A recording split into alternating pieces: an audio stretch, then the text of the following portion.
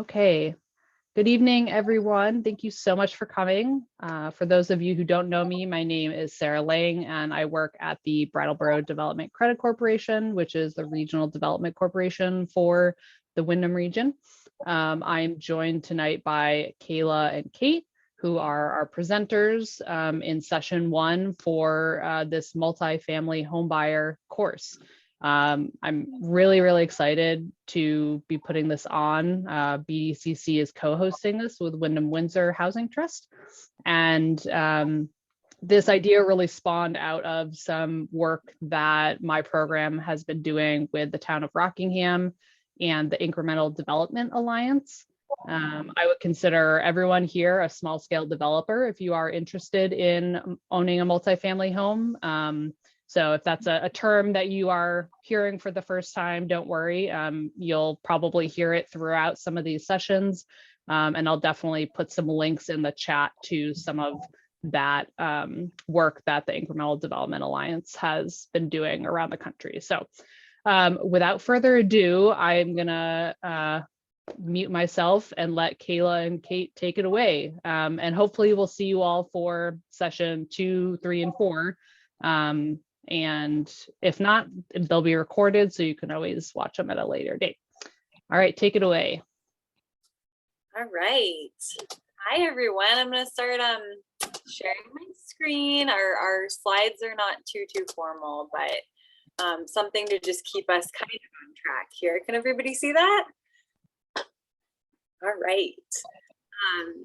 You know, as Sarah said, thank you all so much for being here tonight. It's a really exciting opportunity. I work with a lot of first-time home buyers, more focused on the single-family realm. That's what I spend a lot of my time doing. So this was a really new project for me, and I've been really excited to meet people more knowledgeable and interested in this field. Yeah, I'm a homeownership specialist at Windham Windsor Housing Trust. My name is Kayla Wright. And I'm a HUD certified housing counselor. And yeah, you'll be hearing more from me tonight about what it's like to buy your first home. So don't be intimidated if your first step. Kate, do you want to introduce yourself? Yes, I'd be glad to. You can hear me all right? Okay, thanks. My name is Kate Berry. I am a real estate agent with the brokerage EXP Realty. I have been a realtor since 2018.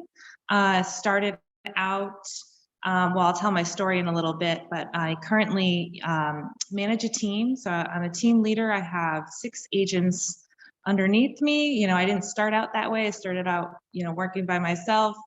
Did my very first deal was how I got into real estate. I kind of taught myself how to do it. And it was a multifamily. So that's how I got into real estate, and been growing ever since. I became kind of, you know, obsessed with it, and I've done quite a few of the first-time homebuyer seminars, and I'm really excited to dive in a little bit deeper and go to a little bit of a different section, different option with real estate, which is multifamily. I will refer to it a lot as house hacking. So when you hear me say house hacking, what I mean is purchasing a multifamily that you live in, a primary residence, owner occupied situation. All right, so let's dive in. I also want to encourage you all to use the chat throughout this session. Sarah is here and can kind of moderate that for us. So if we will save some time at the end for a more kind of open-ended question and answer segment, but if something that we've brought up is confusing or, you know, new to you, you can chat even just to Sarah so that you're relatively anonymous, and she will make us aware of that if it's a relevant thing. So feel free to kind of make this space your own. Kate and I are both as knowledgeable as we are. We really are not unapproachable. We definitely can be interrupted. So yeah, let's get started in some of the content though.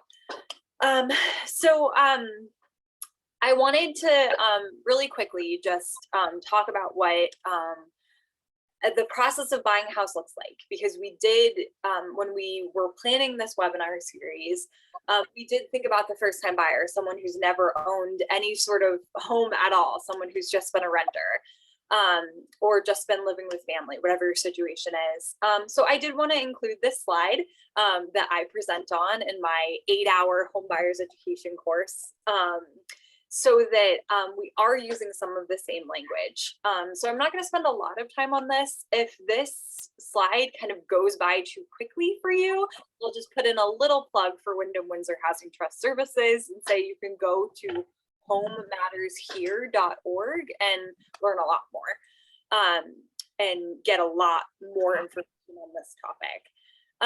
But basically the gist is, if you're starting from scratch and you've never owned a home before, the first place you're going to want to start is getting yourself in the mortgage or lending or financing realm.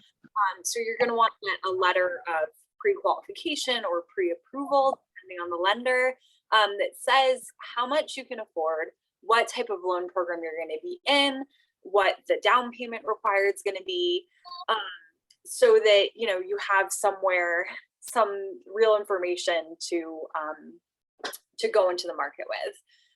Then with most first-time home buyers, I do strongly recommend working with a realtor. Kate, I think, will show some of the benefits of that, but I like to mention to first-time buyers that in many transactions you won't have to pay for. So working with a realtor as a buyer often doesn't cost you anything more, and it does protect you in terms of advocacy, negotiations, and it's just someone more experienced on your side. So as long as the house is listed on some website like Zillow, Realtor.com, anything like that, then working with a realtor likely would be, the commissions would be covered by the seller. That's really when you're going to start hitting the bricks and shopping for a home. So some of you out there may have already started scrolling on Realtor.com, but you might be learning right now that that's a little bit premature, and that it's good to get your financing in order and find someone a professional realtor to work with first. Then you find your dream home, you make an offer, it gets accepted by the seller, fingers crossed, hopefully, and you enter into a purchase and sales agreement. From there, you are heading towards closing in pretty short order. You're going to get final mortgage approval, a home inspection, hopefully, an appraisal, homeowner's insurance, and then review the final documents, work with an attorney, and go to closing. So this is kind of the big overview, if you've never done it before, to what it takes really to buy a home in those situations. And multifamilies can be a little bit different than this. This is kind of general for a single family home usually, but just don't be surprised if, as you're going through the process, if you keep kind of checking back towards these touch points, because a lot of people who work in the industry, loan officers, realtors, home inspectors, those kind of folks will be expecting you to kind of go through this process roughly. And if your process really deviates from this, you might just want to wonder why. It's not a bad thing, but it might just be helpful to you to wonder what's going on. Has this really gone off the rails here? So that's kind of a really broad overview of Home Buying 101. And we'll hear more from Kate now about how she started out, maybe. Yeah, absolutely. And yeah, please, I really encourage questions. So if something comes up, just throw it in the chat. I'm happy to address, a question as they come up. If it's something that maybe requires a little bit more discussion, you can say, we can save it till the end, but please feel free. And no question is wrong. This, I work, when I first started, I worked primarily with first-time home buyers, and I really pride myself on helping first-time home buyers. And my job as a realtor is to make sure that my clients understand the process, understand where they are in the process, and understand how to get to the next step. And so there are, like you just saw, there was about 10 steps, right, before we got to keys in the hand. Each one of those steps is, takes time, and it takes knowledge and understanding to get through. But the beauty of buying a home is once you get past step one, you very rarely have to revert back. Step one is getting the pre-qual letter.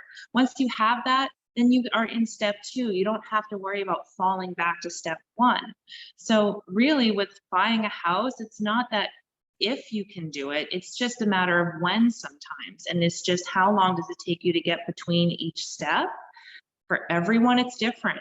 Every single person, it's completely a different timeline. Some folks can go to the bank, get their pre-qual letter, find a house, and 60 days later they have the keys. That's probably the best case scenario. More likely scenario is that it takes maybe a couple of months to get your reserves in order, or get your credit score up a little bit, or get some, if you just started a job, sometimes they need a couple of months of pay stubs before you can get your pre-qual letter. So that just takes time. I'd say the normal timeline for a first-time home buyer is between 3 and 6 months, start to finish. So I think also my job as a realtor is to maintain your expectations and to normalize this whole process. So my story is in 2017, my husband and I were living in an apartment. It was a 1 unit out of 4, and we'd been there for 3 years. My landlord came to me and said, "Hey, I'm putting my house on the market. Would you consider buying it?" And the thought had never crossed my mind. I was not in real estate at the time. I was bartending. I had a credit score of like 550, I had student loans. I had unclaimed, I never claimed as much income as I was making. So on paper, it looked like I made no money. That's what we do. And so, but it's, what happened was, I really started to think about what would it mean if we bought this property, if we became landlords and owners instead of renters. And that was when I just started researching real estate, how to learn about real estate. It brought me to the Bigger Pockets podcast, which I'm going to put that in the chat right now. If anyone has not heard of it yet, please check it out, biggerpockets.com. Free podcast, all about real estate investing, starting out from scratch. It's basically what taught me to do what we did. And the other thing that helped me was my mentor, who was actually a regular at the bar, who was a realtor. And I just told him what was happening. And he said, "Okay, I'm going to help you. I'm going to help you figure this out." So my landlord wanted a certain purchase price. He wanted $300,000 for the 4 units back in 2017 when it was a normal market. That was slightly above market value. And, but what I did was I looked a little bit further and I said, but what is the real deal? What is all the numbers fleshed out, right? At that time, we were paying $1,200 a month in rent. And when I ran the numbers, I realized that with the income from the other rentals, and my landlord was very, very, very helpful with me as well, because he disclosed all of the expenses. He showed me, this is how much heating costs a year. This is how much insurance is, the repair, all these expenses that me as a renter, would have never been able to calculate on my own, especially for a 4-unit building. And there were some big surprises to me. I didn't realize that heating was costing them $6,000 a year. The property taxes were $8,000 a year. Insurance, $2,000 a year. And it was like a little overwhelming at first, but then I looked at what the rents were from the other units. And I also calculated our own rent. I said, say we don't change a thing and we keep putting $1,200 back into the house. So suddenly the numbers worked out really well. We were able to cover all the expenses, put money back into the house, do repairs, upgrade the apartments. We fixed some major safety issues. We upgraded the electrical, all these things. All of a sudden, I just realized the deal made sense. And we couldn't get financing. And that was when I discovered, I started researching what are some alternative financing options. We discovered seller financing, which essentially means that the seller, the landlord, or the owner holds the note. Essentially, they act as the lender themselves. And so we were able to close on the house. The deed was transferred to our name. Title was transferred to us. It was the whole, used an attorney. It's the exact same process as if you were using a bank, but we had terms drafted up to the seller that we were going to pay the seller directly. We paid them a mortgage with an interest. And we did that and I was able to, I taught myself real estate through this process. And so we were able to negotiate the terms that they wanted, which was the $300,000 purchase price. They wanted a high interest rate, 5%. But I said, let's do it for 20 years instead of 30, with the plan that we'll pay this, we'll refinance this in 3 years. And that's exactly what we did. So we were paying a higher percentage of our principal down.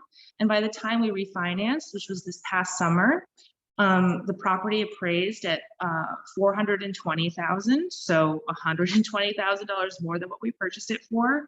We were able to refinance into an FHA, low interest, 30-year fixed rate, and it turned our cash flow from being break even to being now cash flow positive without us putting in $1,200 a month. So at this point, we're what's called living for free. Our living expenses where we live in our house is covered by the rents of the other tenants. But in that time, we improved the property. It helped us with our taxes because every dollar that we put back into the property is a write-off, because they view that as a business, and that's really the difference between purchasing a single family home and purchasing a multifamily. You have to look at it as a business, numbers above all else. And the plan now for us is, now we have over 100,000 in equity in this house. We are now in the process of doing a home equity line of credit where we can take out the portion of that equity, use that as the down payment for another property. And I'm going to show you guys a little bit of the numbers a little bit later to kind of go into those details, but that's how I got started. And after I went through that process, which the story sounds great, but that whole process took about 3 months, and probably 5 times in those 3 months, I thought, there's no way this is going to happen. We hit so many roadblocks, inspections, appraisal, trying to come together with these agreements. It was really, really stressful and terrifying. But after I got through that and I looked back and saw what happened, we were able to purchase an investment property with no money down. That's suddenly now we own an asset that we live in. That's appreciate. Now that gave us the structure for me to then go follow my dreams, start my own business, start my own team.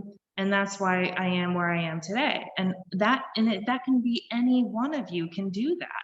It's not that I was, so special or so smart. The key was that I found the deal and I was able to teach myself, understand the numbers enough that I felt confident enough going forward with that deal. And then saw the path, saw the long, because that's really what you guys are doing. It's about a long-term plan, 5, 10, 30 years. And so our plan is to hold on to this property for the next 30 years and keep it in our family, hopefully be able to purchase more investments that way. And it also taught me that, that becoming a landlord, before it sounded like a terrible thing. I don't want to be a landlord. I don't want to be that guy. But what we did was we improved the units in our building without having to raise the rent. We have our tenants that are there have been there for years and years. They have no intention of moving. We have no intention of raising their rent. They love it. We love it. And it's a really great symbiotic relationship because we're providing a great place for them to live, and we don't have to raise the rent. We don't have to do any of those things because we already put back into the property what was needed as we went. So that's the story.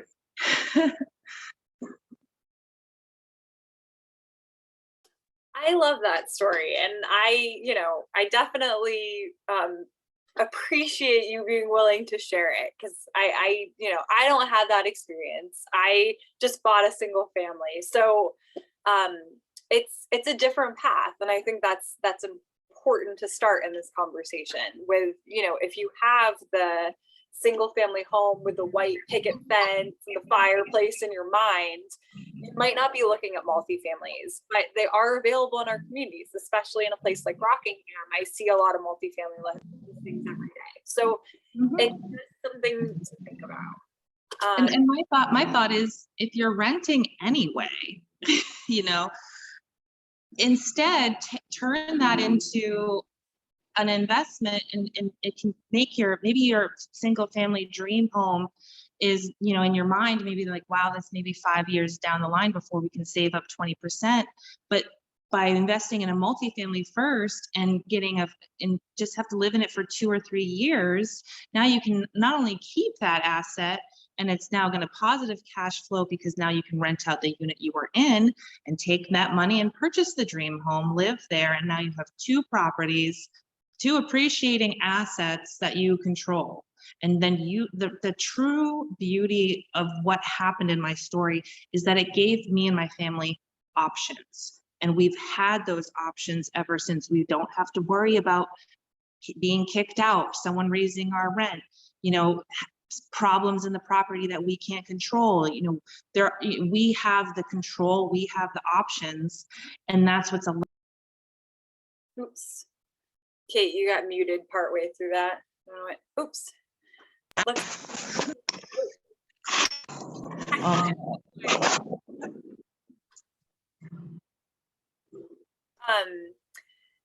So yeah, you were saying that you had the control and the options over where you were living.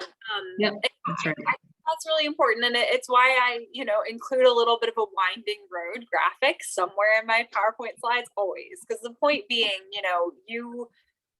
I showed you the little Monopoly pieces slide of how to buy a home, but your road might be more winding than that. And also what Kate said earlier about, you're never going to have to take steps back. I think that I envision real estate as a bit of a winding road, because, your path might not be straight and narrow as you hoped it would be, or as you thought it would be. There are things out of your control, the markets, the appraisals, stuff like that. But it doesn't make it impossible, and it doesn't mean that you're going to take steps back. Because what I find working with first-time home buyers is that they gain so much knowledge and experience through the process that it really is like even if you go see a listing and you hate it, and it's awful, you still learn something from that experience. Or if you're a lender, they tell you that they can't pre-approve you. You could look at that as a setback, or you could ask, like, why can't you pre-approve me? What do I need to do? And not be deflated. So that's often what I tell first-time home buyers as well is, I see it every day, that it is a learning process. And I encourage folks to look at it that way. So another just kind of 101 level slide is just looking at what does it take to be mortgage ready if you've never bought a home. So it takes reliable, consistent income. It takes certain credit scores in different programs. There might be more wiggle room there than you think. Traditionally, 660 is the middle score that you're going to want to see. But that's something that we do at Windham Windsor Housing Trust all the time, is look at all of these different areas with folks on a one-on-one basis and provide them that housing counseling to say, are you mortgage ready? What's a good plan for you? What are some lending options that are available for you?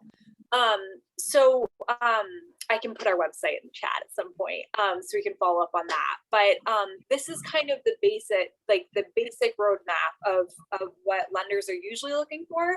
And if you don't, if there's issues in any of these areas, often compensate in other ways or get creative. And if you have the opportunity for seller financing, like Kate said.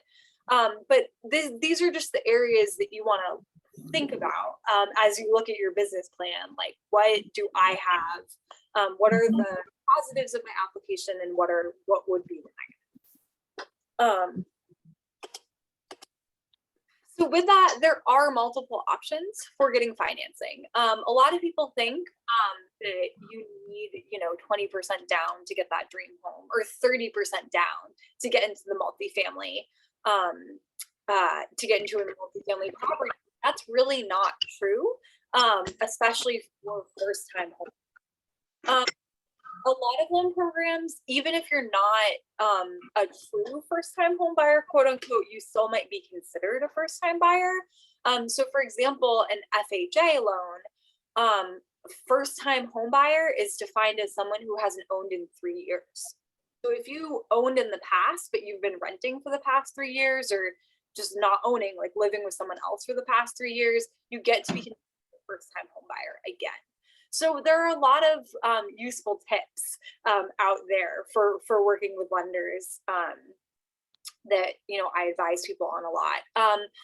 But basically, here are some big buckets of different loan options for the multifamily lending field.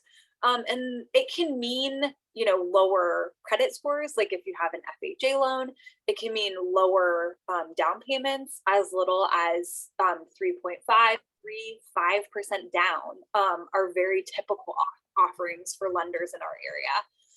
It often depends on the number of units that you have. If it's owner occupied, those can impact the amount of down payment required. But if you're looking at an owner occupied 2-unit, for example, that could easily, there are assistance programs available. You could easily be looking at a very similar financing option to regular single family home. So it's not a bigger roadblock in terms of savings. If you're looking at a 3 or 4 unit, there sometimes is a little bit more down required, but still with an FHA loan, you could do 3.5 or 5% down. That's not uncommon. Conventional loans, Fannie and Freddie, also are trying, they're developing programs to compete in this area. Freddie's Home Possible and Fannie's Home Ready programs include multifamily and are for that investor, for that asset development. VA loans are 0% down if you're an active duty service member, veteran, or if your family member is in either of those categories. And then local credit unions have a lot of options that will be all over the map, and often are, again, trying to compete and will, have credits to help with closing or down payments for first-time home buyers. So I'll just spoil one of my later slides and say that I have put together a list of like a 5-page list of local lending options that kind of outline specific people that you could talk to about these options. And I'm planning on having Sarah email that out to all of you at the end of this. So that's kind of your goodie for taking the time and presenting. It's a pretty comprehensive list slide. So Kayla, there are a few questions in the chat related to the slide. Ray wants to know if who are the lenders you work with most often? Yeah, so I think that you can just take a look at the PDF I put together for that. All of the kind of local banks that are around are folks that I work with. Brandy, a VP lending manager at Claremont, I might not have gotten that title right, but for Savings Bank will be presenting next time. So she's the person I work with a lot. Anyone who's on the VHFA list, that's a first-time home buyer down payment assistance program. People's United, New England Federal Credit Union. Those are, Brattleboro Savings and Loan participate in that program. So that's a good place for first-time home buyers to go if you just Google VHFA. Those are a lot of, good local lenders. Muskoma Bank has a large presence in northern Windham and Windsor County. So yeah, I hope I'm not forgetting any big shout out, but I do have a list that I'll email you guys that has the names of lending institutions and loan officers you can reach out to directly. Great. And then there's two questions that are sort of the opposite of each other. One is, of the loan options, which are only for first-time home buyers, and the other is, what if you're not a first-time home buyer? What % down is usually asked for? VHFA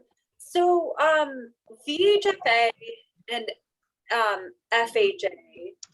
So basically, VHFA, you would need to be a true first-time home buyer, and there's a limit of only up to 2 units.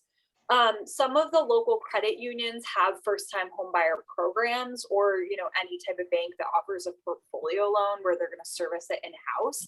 They sometimes will have first-time home buyer programs, but I don't know of any banks that will only has first-time home buyer programs. Most banks have a conventional loan, so that could be anybody. The Fannie and Freddie programs that I have listed on this slide, Home Possible and Home Ready, I think have an income limit associated with them. So that's where, talking to the lender and looking at these things online, I do have some links included in that PDF as well, is a really helpful thing, because some of these quote unquote first-time home buyer programs don't actually say you have to be a first-time home buyer. What they do is called an asset limit. So a non-retirement asset limit. So they say you can't have more than $60,000 in assets. So that knocks out most homeowners. So if you own a home, you have non-retirement assets. But if you don't own a home, even if you have owned in the past, or if you own a home that's underwater, for example, you can sometimes get in on those first-time home buyer opportunities because you don't, you're under income or you're under assets. So that's where, I'd say look at the links, because every loan program really defines it a little bit differently. Great. And then the one about, if you're not a first-time home buyer and don't intend to live in the multifamily dwelling, what % is usually asked for? What % down is usually asked for? So that's where sometimes you get kicked. If you're not looking at owner occupied, or you're looking at more than 4 units, that's where sometimes you'll get kicked from the residential to the commercial lending. And that's where, I just anecdotally talking to loan officers, doing a little bit of research for this presentation, was seeing anywhere from 15 to 30% down was generally the requirement. So that's where you're going to want to talk to, if you're looking to not have it be owner occupied, or you're looking at more than 4 units. That's the first question I would suggest asking a loan officer. How are you going to handle that? Are you going to put me in residential or commercial, and what's the down payment requirement there? That's just, and it might be a good question to bring to next week, or not next week, On Thursday. Yeah. These days, because Brandy might be able to speak to that as well. Great. And then just the last question, so we can move on, so we make sure we get to all your slides. How do interest rates relate or compare to residential single family? Yeah, so interest rates are very low right now. So interest rates usually are determined by your credit score, your loan program, and the amount you're going to put down. Those are kind of going to be the levers that determine the interest rate. I don't know if Kate, can add more to this topic. Yeah, I can. So the kind of the beauty of multifamily, 1 to 4 units is considered residential. So it doesn't matter if it's single family or a duplex or a triplex or quad. Your interest rate will be based off of your credit score, debt to income, the lender as well. But it will still be considered residential, whether it's single family or 4 unit, as long as it's owner occupied. And it's also, with interest rates, especially being as low as they are now, I would also say, again, it's the whole picture that you want to take into account. So for example, FHA loans typically have a little bit higher interest rate than conventional. But one of the things I noticed as I was researching it is, maybe the interest rate is a little bit higher, or the private mortgage insurance is a little bit higher, but, one of the allowances they have in FHA is that you can count a higher percentage of the rental income in your qualifying income than you could maybe for a conventional. So that's where it really benefits first-time home buyers. They might not know this, but you should shop around multiple lenders. Because with the exact same mortgage with the exact same application and information from you, based on the loan options that those banks have, they're going to give you different purchase prices, different interest rates, different monthly payments. So really one of the things that to focus on is, you know, what's going to be the down payment required? What are the closing cost estimates? That matters. But also, what's the monthly payment going to be? So that's something really to focus on as you're talking to different loan officers and shopping for a loan is, what is my monthly payment going to be when you're looking at that budget that Kate was kind of mentioning? I'm going to put something else in the chat box. Carl's mortgage calculator. It's an app on your phone. It's a really useful way to just plug in the numbers so you can start to see for yourself what the monthly payments will be. And I'm going to talk about this. Oops, sorry about that. Sorry. We're going to get into breaking down the cost of all of these different things. And it's actually just, it's really about, yes, the interest rate, the purchase price, all of these things make a difference, but they're all terms that you have to kind of plug into your business plan to see at the end, you know, what are you net cash flow? What do you have to put into the property, or is it cash flowing positive already? Yeah. So I definitely do tell people, to be interest rate conscious. Clearly, you don't want to accept like a 6% interest rate if you don't have to or something. But, with it being right now, interest rates being close to 3%, so low for prevailing, that gives you more wiggle room maybe to, explore these different loan programs. So can move on from that, I think. I know it's a hot topic. Do you want to share your screen, Kate? Yes, absolutely.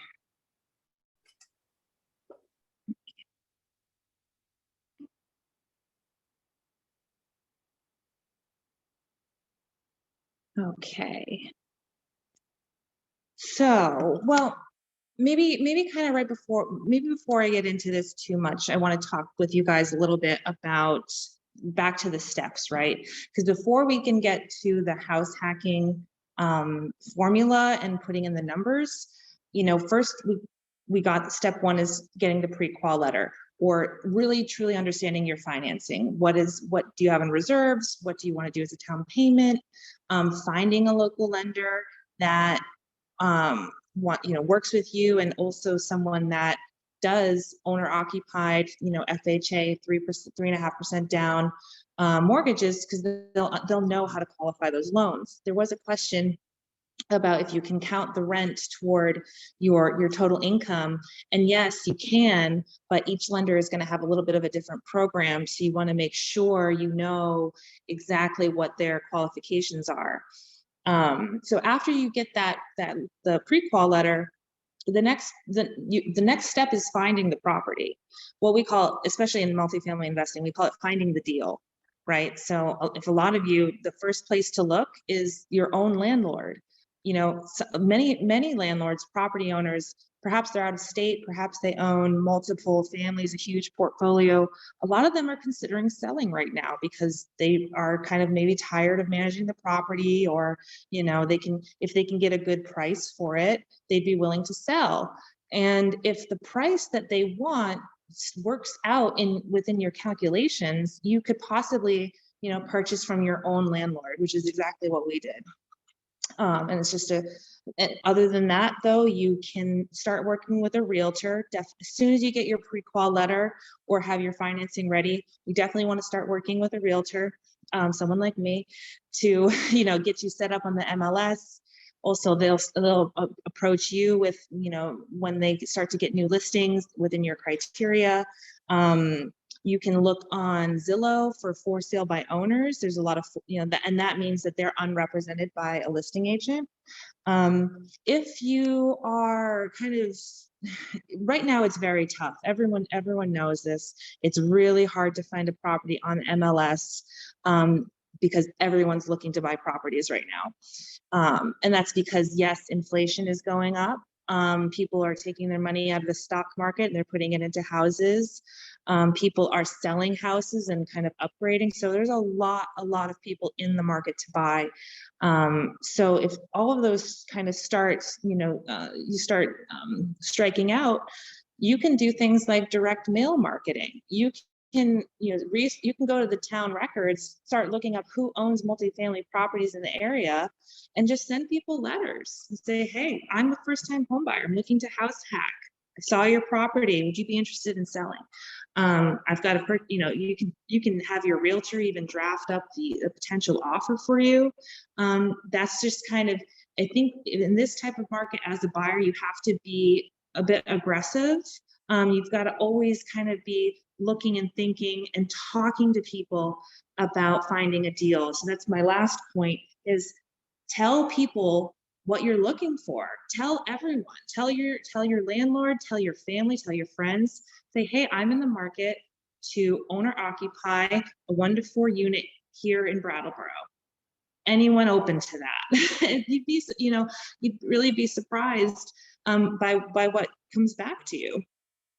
And my last point about finding the deal is joining a local real estate investing networking group. We host one on the 13th of every month at the Collective on Elliott Street from 4 to 7 p.m. So I'm going to put my email in here if anyone's interested in getting invited to the next one. We have a lot of people come that are looking to sell properties, and we've put together a few people that way, which has been really, really cool. Does anyone have any questions at this point that I could answer? I'm going to look through the chat here and see if there's anything I missed. Oh, Beth Campbell asked if we would keep the rental pricing on par with inflation, or do we actually intend to not increase rent every year? So your business plan and how you execute and how you continue throughout this process is really up to you. You can run your business, run your multifamily the way that you want to. My strategy is to not raise rents for my tenants until we don't raise the rent on a unit until they vacate and we turn the unit.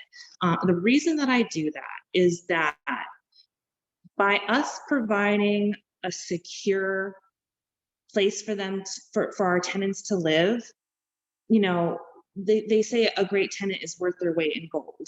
And it really does come back to us, because we don't get calls in the middle of the night to, fix something random. A lot of our tenants take it upon themselves to fix something and they just send us a receipt for the parts. We just don't have to really worry. And we never have to worry about rent, not being on time. It's there on the first of the month. And so there's the strategy that we have is because we want to own this property for a very, very long time. And I've seen it, and I can tell you that, if you provide a secure, safe, good place to live, and you've got great tenants, do whatever you can to keep them for as long as they want to stay, because it'll improve the value of your property. It will give you less headaches, and when you live in the property, you want your neighbors to be happy. You're all living together in one house. So having that kind of good relationship really improves your standard of living as well. Okay, so I'm going to go to share my screen.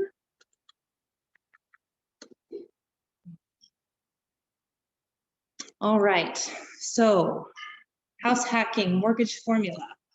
I kind of, these numbers are kind of basic, but I really wanted to use our situation, my story as a starting point, so you can really see what's possible. So say you are looking at a multifamily 1 to 4 units up to 300,000. The down payment that you have to have 3.5%, 10,500. In reserves, it looks good to a bank to have reserves in you. So all in, maybe around 21,000 on the high end. There's definitely lenders that will help work with you if you don't have that much saved up. But, having 20,000 to invest into a $300,000 asset that's going to appreciate, that's not, if in terms of thinking about this as an investment, as a business, I would love to hear another business or investment where you can put in, 7% and then have an asset that's appreciating on the low end 5% year over year for 30 years, and something that you're living in and and cash flowing and improving. So that's where those numbers come from. Using Carl's mortgage calculator, with these numbers, the principal and I assumed the interest was also at 3.5%, which is actually kind of high for interest rates right now, but it's kind of the rule of thumb I use. It could go a little higher, but you're looking at your total mortgage principal and interest at $1,300 a month. Assuming taxes are kind of high because it's Brattleboro, I assumed like a $6,500 a year taxes, so that comes out to $545 a month. The insurance, I also assumed around $1,500 a year, which is kind of high for owner occupied. But it's when you're plugging these numbers in, assume on the high end. Do everything as conservatively as possible, so you're kind of giving yourself like almost a worst case scenario. And if the numbers still work, worst case scenario, then it's a good deal and you can feel confident moving forward with it. So, your total monthly payment, what you would pay to the bank every month, $1,970, assuming this is, and I only put this as a 3-unit property. So say it's 3 units, I'm assuming they're all going to be 2-bedroom, just make it simple. And so you're going to live in one, and say the other 2 bedrooms you're renting for $1,050 a month, not including utilities. This is a little bit lower than the going. I'm sure a lot of 2 bedrooms right now are going for much higher than that. But I like to keep the numbers low, conservative as possible.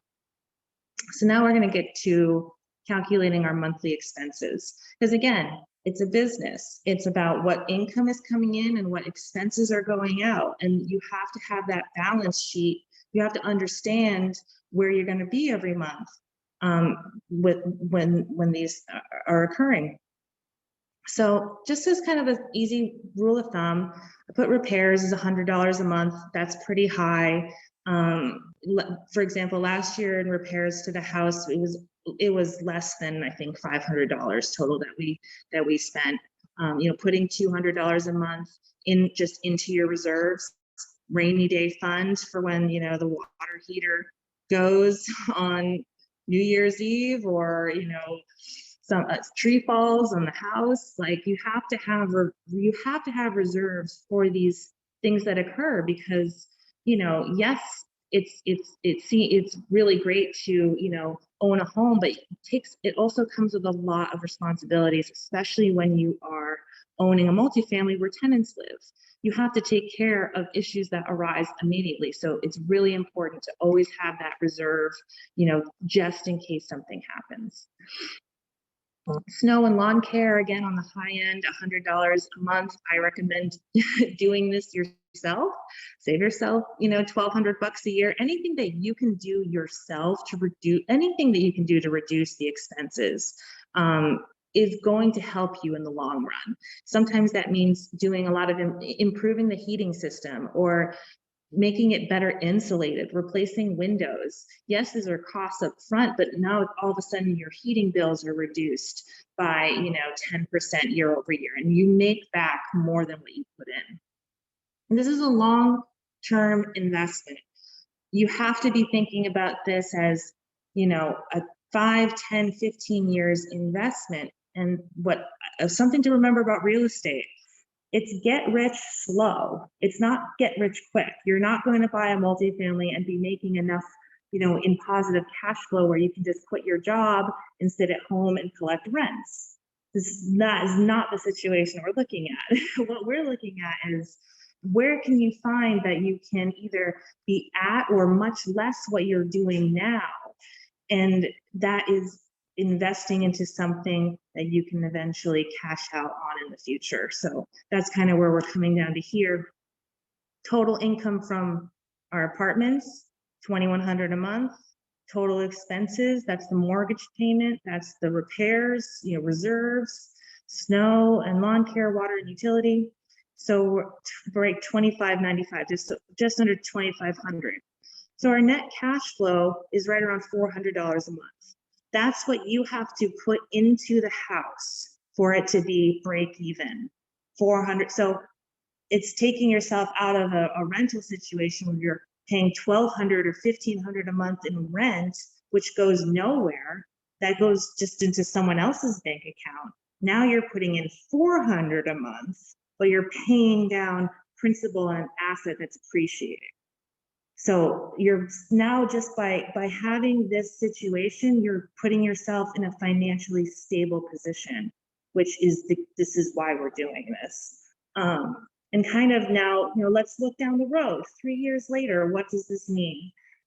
Right now, properties in our area are appreciating at a rate that's insane. It's 20 or 30% year over year since the pandemic started. That's extremely high. The appreciation is going to start to come down. Most theorists think, it's going to be around 10% year over year if things start to slow down. We are not seeing that happen yet. We are still seeing appreciation happening as supply limits and demand grows, prices go up. As inflation goes up, prices go up. As interest rates go down, prices go up. So that is not changing, but that doesn't mean you can't find a property that still makes sense for you. Like I said, it's still a good time to buy. So let's assume the 5% appreciation year over year. Now it's appreciated around $45,000 over 3 years. Let's say you've been improving the property the last 3 years. You've been repainting, replacing windows, fixing, broken things, maybe doing lead paint abatement, maybe, just improving the value of the home. There's so much that you can do. Even basic landscaping can improve the value of your home. And now we can go back and see that the 45 plus the 30, conservatively, we're going to think that the property will appraise at 375.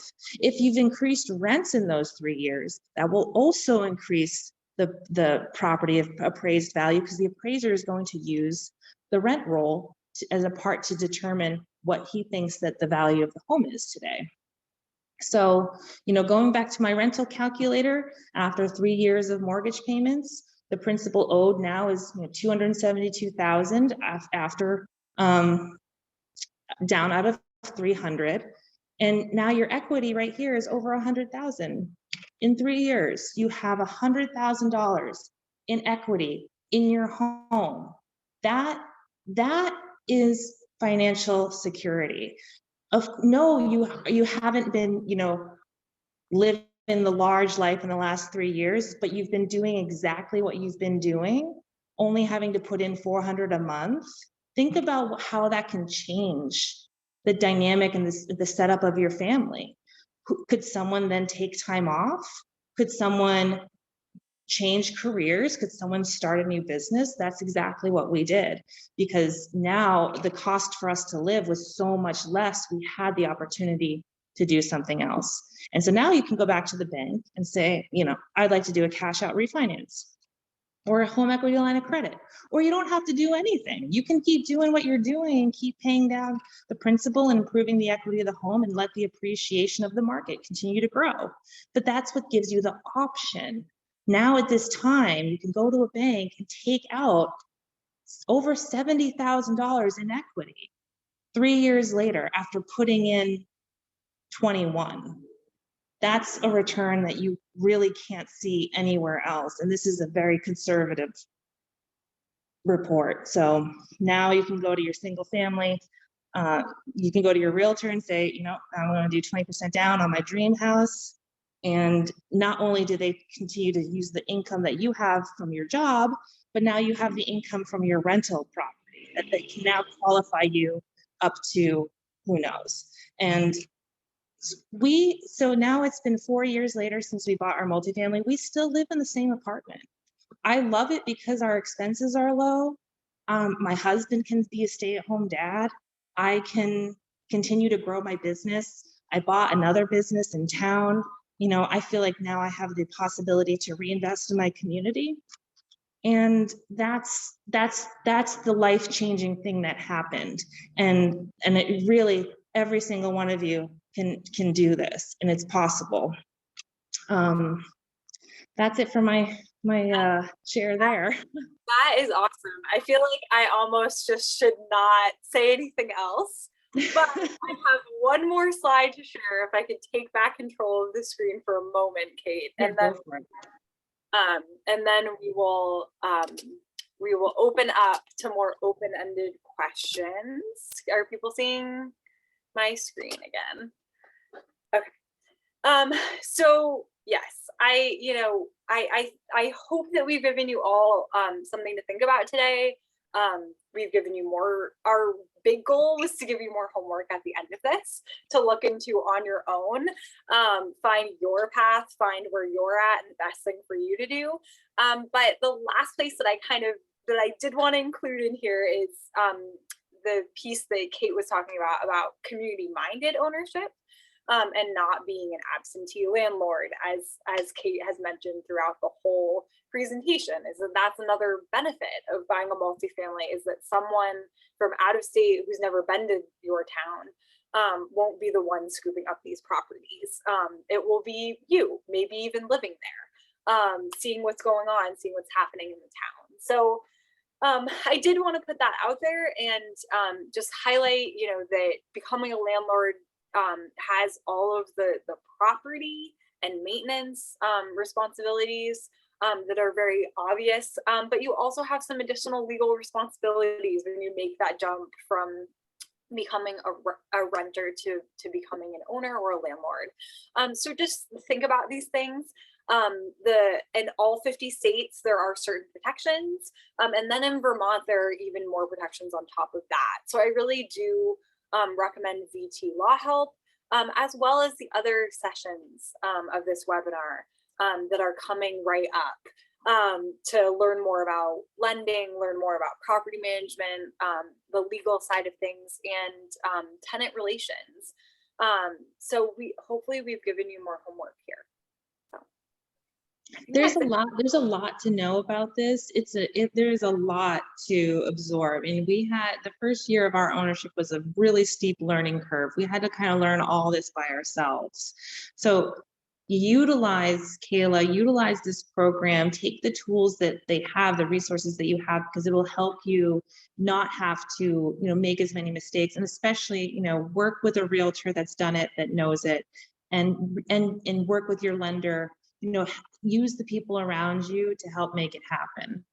Yeah, definitely finding a strong team, formally and informally, is good for any first-time home buyer, no matter what you're looking at. That's right. Yeah. Awesome. This is really informative, and I've been sort of like circling, these conversations for many months now, and I think I definitely even learned even more just by being here. And I think it's really great to hear from people who have been through the experience. Kate, your personal story, I think, is really inspiring and really can show people, it is possible. And there are other people in our series that will, be sharing their personal experiences with owning and renting multifamily housing. So I do really hope you guys will join us for the next 3. But I do want to, like Kayla said, open it up for question and answer. And maybe, Kayla, if you can just stop sharing so we can see everyone's face. And I think just if you guys know how to use the raise hand function, it should be at the bottom of your screen under reactions. And you'll see there's the raise hand option. So if you have a question, go ahead and do that, and then unmute yourself and ask away. I did see a question in the chat about ability to make a good match for live-in landlords. So there are some there are exceptions to a little bit when you are owner occupied. Like, for example, you can set some, some stricter rules. Like for us, when we first started, we didn't want any of our tenants to have firearms on the premise. We recently changed that, but that was, something that was important to us. And because we lived there, we ran it by our attorney, of course, and they said that that was okay.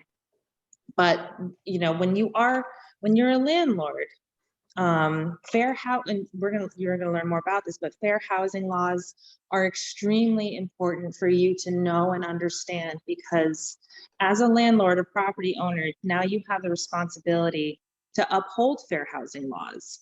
And when you have a vacant apartment, you have to really know those laws through and through to make sure that you're not inadvertently discriminating against someone on a protected class. And that is something that you want to work. When you buy a property, any property in Vermont, you have to have an attorney that handles the closing of the sale. So that's that. Suddenly now your attorney is on the team with you. You want to make sure you're working through with them so you have a good solid lease, and you're putting in, everything that you want. But at the end of the day, if you have a vacant unit and you put it out on the marketplace, you have to treat everyone the same. And if you're going to require background checks or credit checks or list of references, you have to make sure that you're doing the exact same process for every single applicant. Because if you change based on, maybe the person, so you don't have to do a background check, but maybe you did a background check on the African-American family. Now you have violated a fair housing law, a federal offense with serious consequences. Even it may have been inadvertent, but it goes back to just, you have to treat everyone the same when it comes to housing. And that's a really important thing to remember, and you'll learn about later on. And family structure is a protected class. So, Yes, as a renter, you might be able to look at it, be touring a unit and hear the screaming kid and be like, I don't know about that.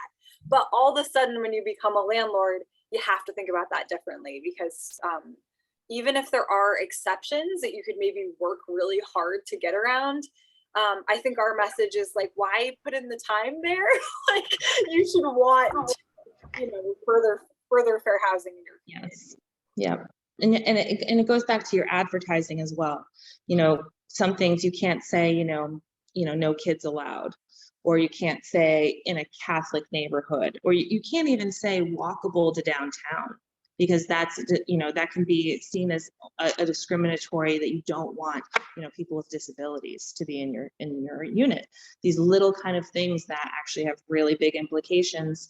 And myself as a realtor and a property owner, and someone that is going to invest in more properties, it's something that I take really, really seriously, because real estate is the way that is the foundation of equity in a community.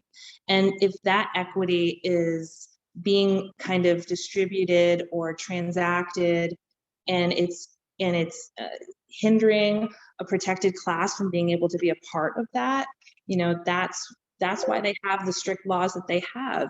And I think you have to really take that to heart and take it seriously. I do want to share an image of a slide. So I mentioned the Incremental Development Alliance, which does small developer training, which is essentially what this is, more or less, that we're doing here. But, Kayla and Kate have been talking about, bringing in, a lawyer to the situation, and, maybe it's bringing in a repair person, that you have to hire on.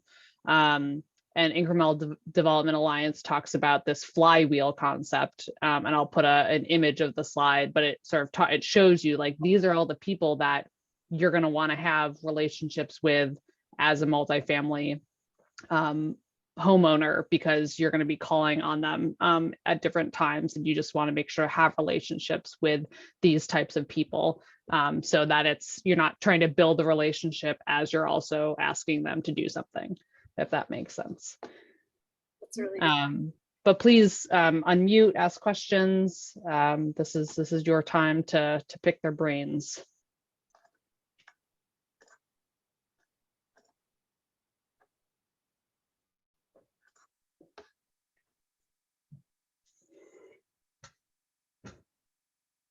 do you have any resources? I'm in New Hampshire, resources similar to like what you just shared on Vermont law for New Hampshire law?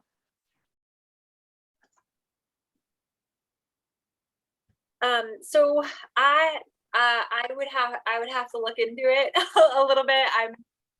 Windham Windsor Housing Trust does serve Vermont, so it's a caveat. I actually probably should have said it earlier. Is that you know, some of the general home ownerships, you know, home buying stuff I know about could be good anywhere, but a lot of the local resources are in Vermont. So I would have to look up an equivalent, because I believe it's Vermont Legal Aid who runs that law help blog. So that's a Vermont based. It is a little different. I'm licensed in New Hampshire. You know, in New Hampshire, in Vermont, you don't have to have any sort of certification or licensing or anything to be a landlord. But in New Hampshire, you do. There's a little more specific requirements that you have to go through on that side. That might be a good first place to go if you are looking in New Hampshire, you know, a realtor or a loan officer who's licensed in both states, which happens a lot. Folks on either side of the river have a lot of those resources for sure.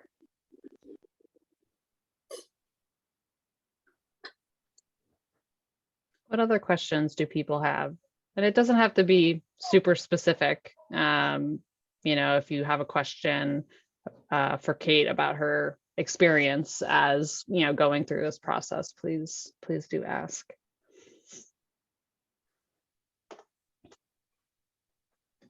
How many people have already been looking for homes? Great. Handful of people. That's good. Kate, what are you seeing out there as far as multifamily homes actually, you know, on the market?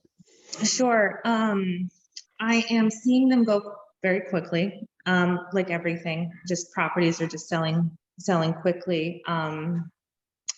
But single family homes the purchase price is really kind of running away with single family homes.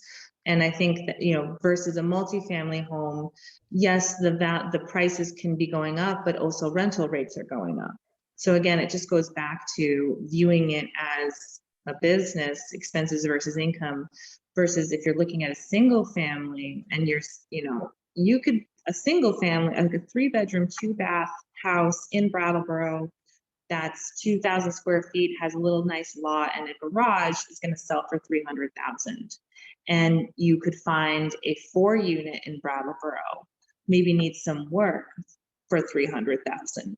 So, you know, buying a single, there's the argument that when you buy a single family home, you're not really buying an asset, you're buying a liability, because that single family home is not creating any income for you, it's only an expense. And yes, you are paying down the principal, but now you have no safety net. You have, say you lose your job, or, you know, or something happens in your family, someone's health you have to take off. You don't really have any options other than selling it. And at that point, you're much more subject to the market fluctuations in that situation. And everyone goes back and thinks on what happened in between 2008 and 2010, the financial crisis. You know, the reason a lot of people who invested in multifamilies lost their properties is because they were in variable interest rate mortgages that had no cap. So suddenly the market started to tank, prices started to tank, and interest rates went up. And now people that owned those multifamilies, the income wasn't covering the expenses. But the beauty of getting into an FHA 30-year fixed, your mortgage payment is not going to change. Your interest rate is not going to change. Your interest rate is either going to stay the same or get better if you refinance it into a lower interest rate. And so think about, you know, a 30-year fixed rate mortgage versus rental. There's no fixed rental. There's no rent cap currently in Brattleboro.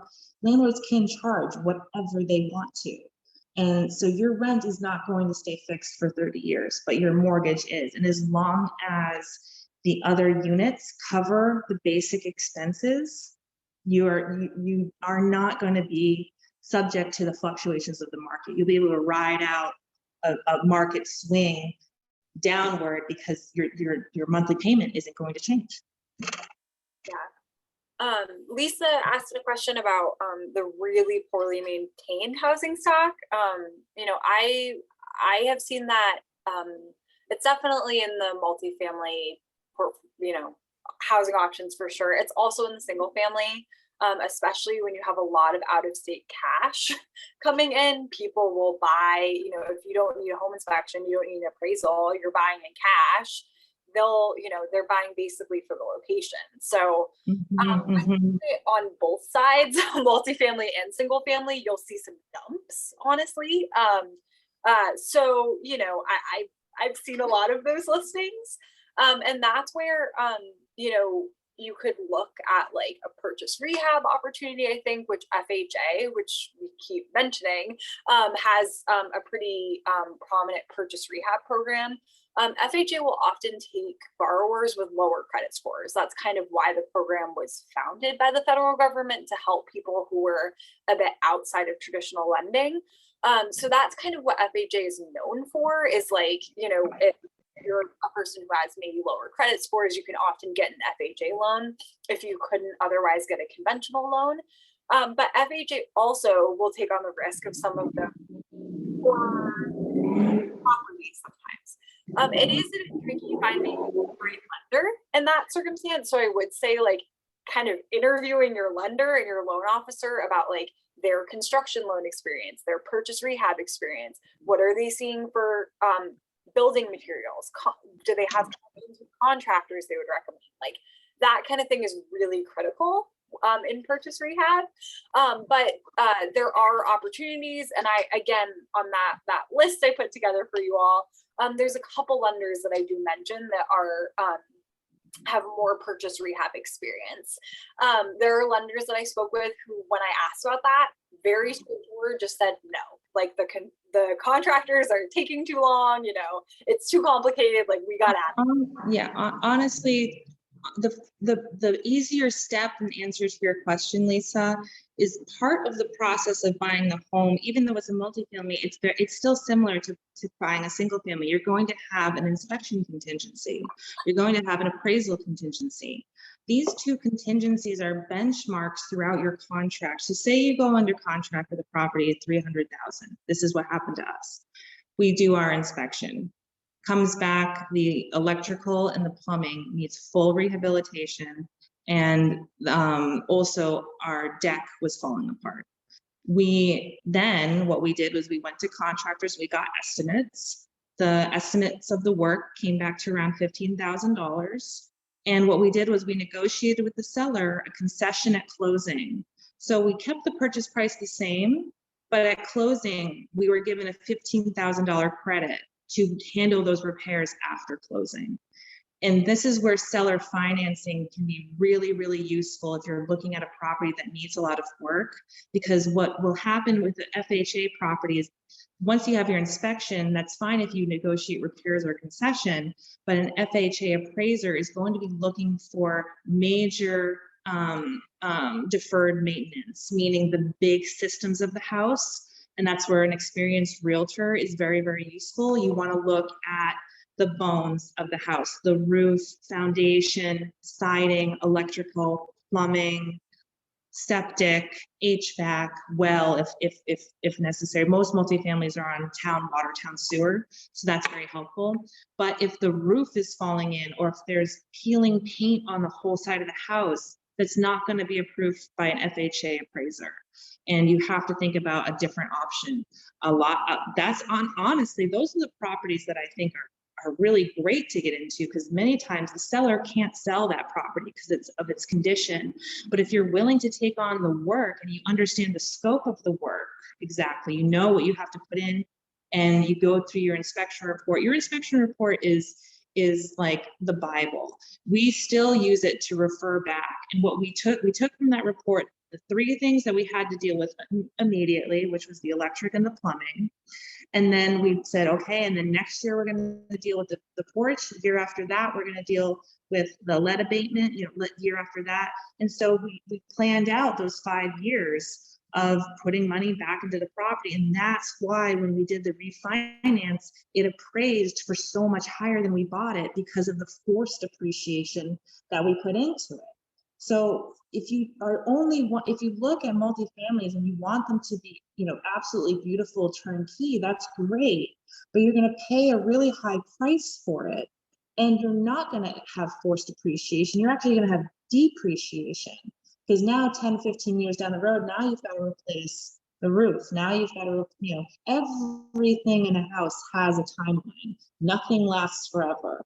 Even though we just replaced the electrical, 5 years ago, I know that in 20 years, we're probably going to have to do that again for the whole house because things degrade over time. Houses need constant maintenance. So it goes back to that's numbers you plug into your business plan. What are the cost of repairs? If you have a realtor, they can negotiate the concession for you or the repairs to be done. If it is an FHA loan and the appraisers, this just happened actually for a house a client just closed on. It was a VHFA. And the appraiser came back, said, the peeling paint on the back has to be handled. We were able to negotiate with the bank to do a concession instead of a repair because it's January and we can't do outside painting, and they accepted it. It was a hard negotiation, but we made it happen. Real estate is when you hear someone say no, you can say, but why? But why is that a no? How can we make that a yes? There's so many different ways that you can make it work. At the end of the day, it's the right property and the numbers still work for you. And it's something that you can get your first deal closed. Then that's from my story, yes, it sounded simple, but that's why throughout those 3 months, I thought, oh gosh, we can't make this work because we saw that the cost to just make the house safe was $15,000. We didn't have that. But if I hadn't been listening to my podcast, talking to my realtor, I wouldn't have even known that I could ask for a concession. And that's where I got the idea. And the seller was happy to do it because he didn't want to deal with the repairs himself. And also the key with when you are doing your inspection, now you have what's called a material fact. If something is deferred maintenance, it is what it is.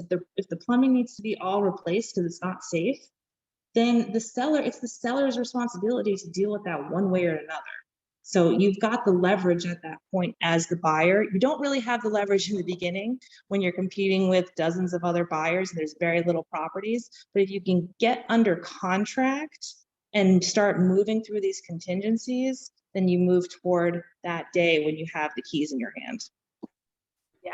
And I definitely think my colleague Paul is going to be running part 3 of this webinar series, and he, for Windham Windsor Housing Trust, runs a multifamily rental rehab program. So that definitely, I was just looking at some before and after pictures with him today. So he definitely can talk a little bit more about making those budgets and working through those repairs with long-term maintenance in mind. Yeah.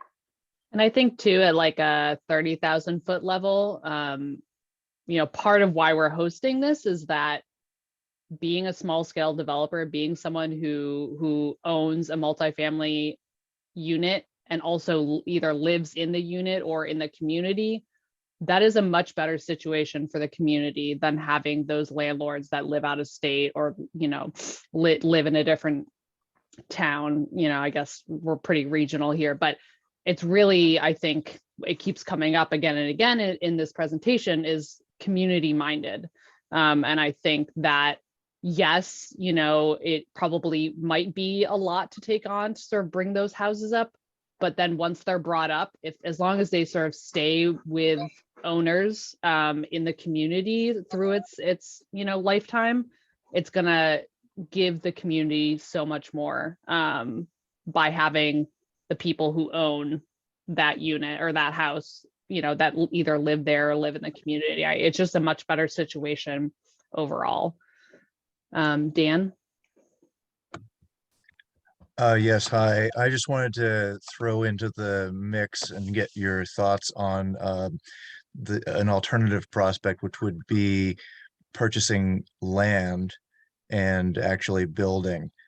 Just any thoughts that anyone or questions audience members might have about that. Quite expensive right now.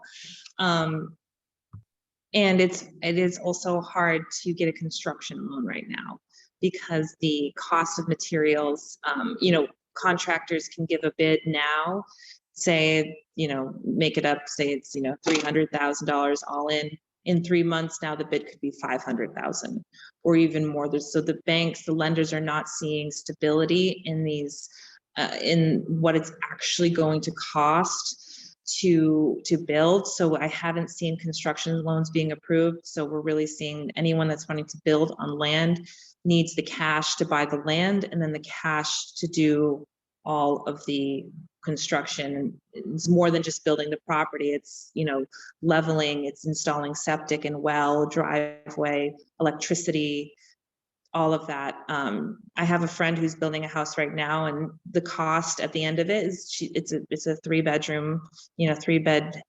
house on 10 acres. It's going to cost her almost $1 million all in after it's all said and done, and the property will be valued at $450,000. I'm a local builder in the area, and we're having a hard time right now. We're trying to build a spec home at cost, and it's a simple 3-bedroom, 1,200 square foot home. And before profit, we really can't build for less than 500 right now. So that doesn't include the lot or anything. Right. So it's an impossible market for new builds right now. Yes, and then with what you want to do with a purchase right now is refinance in the future so you can get your cash back out. With doing that, it will be it will be a very long time before you could refinance and get your cash out of that property. You'll be cash poor for 10, 15 years. I think another thing to consider too is looking at properties that are single family but could potentially add on an accessory dwelling unit, whether that's converting the garage or building a structure, in the backyard.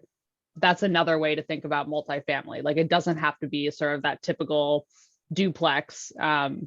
Essentially, multifamily is, multiple units, whether that's single family, house with an ADU on the same property.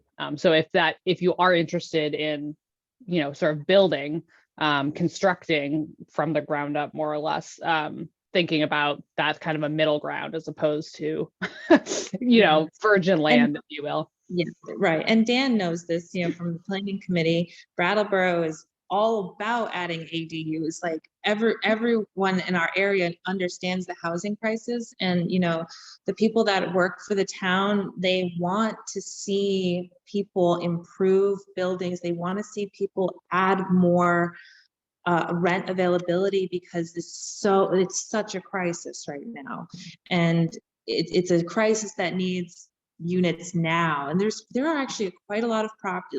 Another tactic for finding a deal, it's called driving for dollars. Just get in your car and start driving around your town. Look for properties that are vacant. Look for properties that have extreme deferred maintenance. Go then write down that property, go on into the town records, see who owns it, and write them a letter and say, would you consider selling? Then now you possibly could do a seller finance deal with them.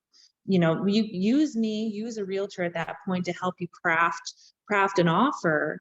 But that is a way that you can find a seller that would possibly be willing to sell, and then you have a property that you can improve, and now you can make an apartment really nice, rent it at a good rate, have a ton of people apply for it, go through your systems, do all your checks back. We do background check, credit check, reference check.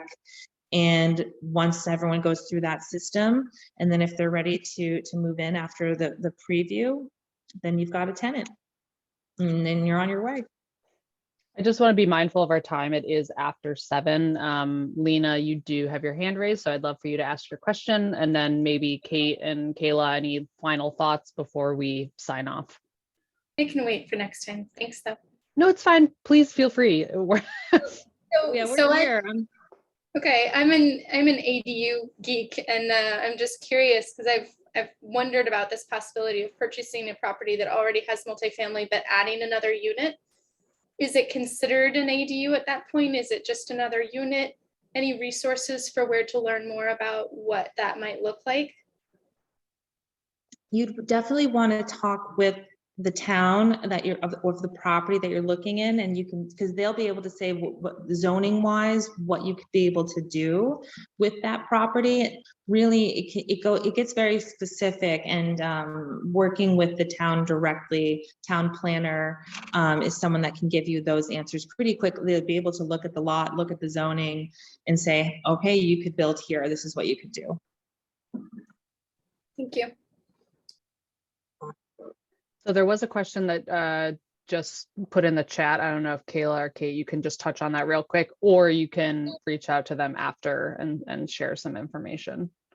Yeah, I'd be happy to. Yeah, Linda, feel free to shoot me an email, and we can and this is open to all of you. Please reach out even if you're not ready to buy. I want to be here as a resource for everyone. Just email me. We can schedule a time to chat, go through personal experience, or help solve whatever, what problem you're having now to get you to the next step. So put my email in the chat again. Great. Can I raise my hand non-technically?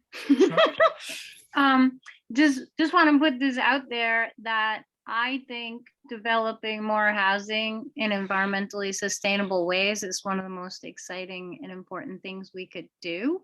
And I happen to own 38 acres in downtown Brattleboro that I can't afford. And I am very interested in considering how to keep some farming and preserve some of the land, and also meet the need for housing, especially since I'm really into building energy and renewability. So if anybody wants to talk to me about that, talk now, because of course I have 5 people in line from California, New York, and DC waiting to give me lots of money to buy the farm. And I'm not sure it's the right thing to do. If I do, obviously I'll go buy multifamily housing, but in the meantime, talk to me. Well, you bring up a good kind of final point, and kind of maybe to wrap it all up, I lived in Brattleboro for 10 years as a renter. Most of you that are in this program are renters and have lived here for a very long time. There are a lot of outside people coming in right now, investing in our area for multiple reasons. They're seeing the appreciation. It's our location, proximity to major cities, all of the, we're the safest place pretty much in the world for COVID, as well as global warming. So there's a lot of people looking at our area right now. And the reason we're putting on this seminar is because you becoming an owner will change. It will affect the community in a more positive way than I think many people even can understand, because you're going to care about your home, you're going to care about your tenants, you care about your community, and that is just a tenfold, and it will come back and help us grow and hopefully help us get into a better housing situation for everyone. Awesome. Kayla, any last words? We don't have a lot. I mean, I he is just has so much wisdom in this area. I did put my my email in the chat as well.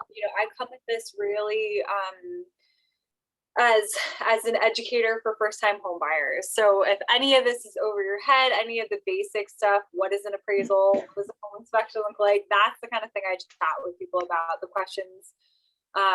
Frankly, when I was buying my home that I should have been asking, or the person I should have had on my side. So I really don't come at this with any type of pretension. So, and neither does Kate, which is why I like working with her. That's, I just want to, applaud you all for being here tonight, and continue thinking through these topics wherever you're at. Awesome. Thank you everyone for spending your evening with us. And I really do hope you'll check out the next 3 sessions. I do plan on sending out an email to everyone that was signed up for tonight with the recording, as well as presentation and some resources from Kate and Kayla. So stay tuned, and hopefully we'll see you on Thursday. And thanks again. Really excited about this. Thanks everyone. everyone. It was great to present. It's quite an honor. Thank you.